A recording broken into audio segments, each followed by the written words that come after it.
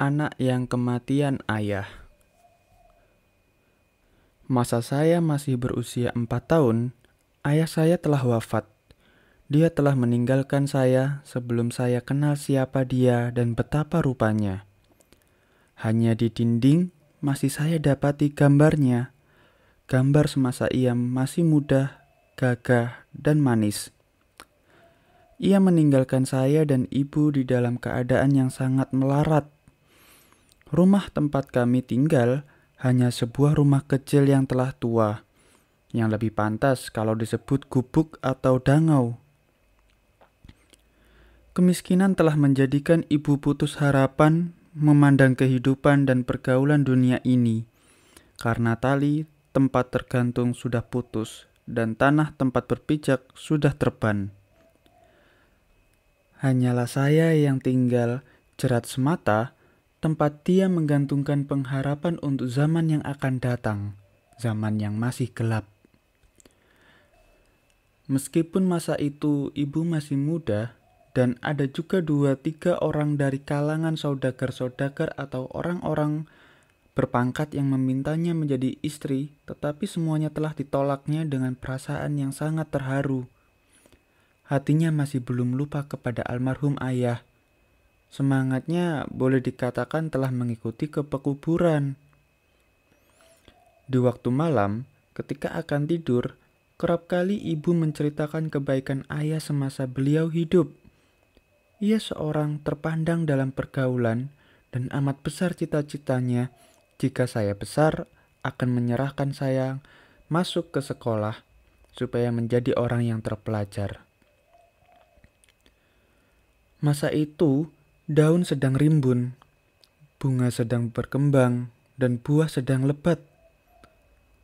Orang pun datanglah berduyun-duyun menghampirkan diri, mengatakan mama. Mereka itu mendakwakan bersaudara, berkarib, berfamili. Rumah tangga senantiasa mendapat kunjungan dari kiri dan kanan. Tetapi setelah perniagaan ayah jatuh dan kemelaratan menjadi ganti segala kesenangan itu, tersisihlah kedua laki istri dari pergaulan, tersisih dan renggang dari sedikit ke sedikit. Lantaran malu, ayah pindah ke kota Padang, tinggal dalam rumah kecil yang kami diami itu, supaya namanya hilang sama sekali dari kalangan kaum kerabat itu. Ibu pun menunjukkan kepadaku beberapa doa dan bacaan yang menjadi wirid dari almarhum ayah semasa mendiang hidup, menghamparkan pengharapan yang besar kepada Tuhan serwa sekalian alam, memohonkan belas kasih-Nya.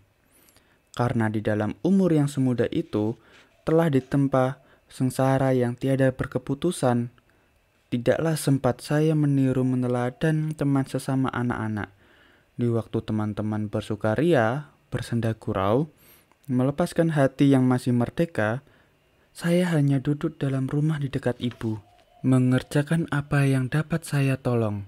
Kadang-kadang, ada juga disuruhnya saya bermain-main, tetapi hati saya tiada dapat bergembira sebagai teman-teman itu, karena kegembiraan bukanlah saduran dari luar, tetapi terbawa oleh sebab-sebab yang boleh mendatangkan gembira itu.